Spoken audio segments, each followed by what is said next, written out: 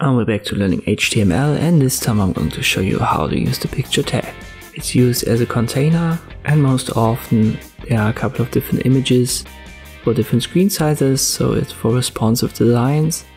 I'll give you an example. At first we create our picture tags, and inside we're going to nest images. We'll have to have one IMG tag.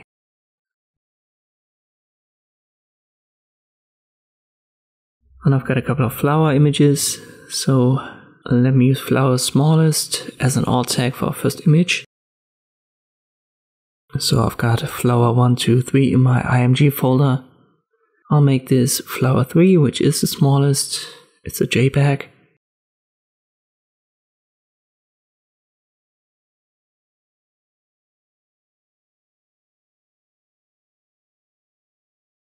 You can already see it right here.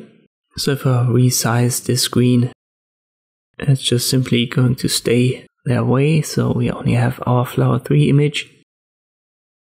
Now we can nest more images inside of our picture, and this time we'll use source. The difference is that we are now using a source set, so here we'll have to have our IMG flower 2 JPEG.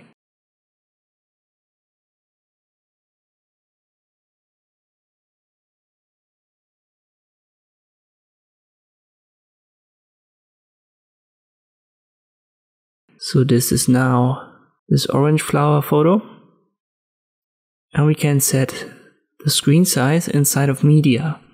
So let me define a min width for our screen size, and I'll make it, let's just say 500 pixels. Then I copy this one, I'll paste it on top, and here I want to have my flower 1 picture, which is the biggest, and I'll make the min width, let's say 800.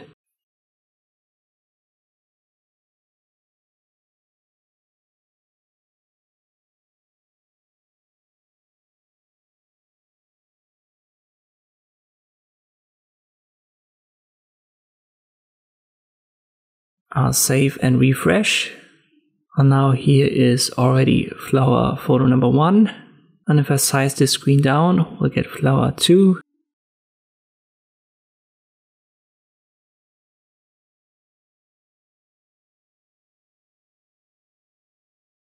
and then flower 3. So this is what this picture container element does. Depending on the screen size, different photos are shown. In this case, let me change the min width for flower 1 to 1000. That would be better for its size. So here's flower 2. I go over 1000 and then we'll see flower 1. So it uses the specific picture depending on the screen size, and this is what you can use the picture tag for in HTML. I hope this video was helpful. Thank you for watching, and I'll see you next time.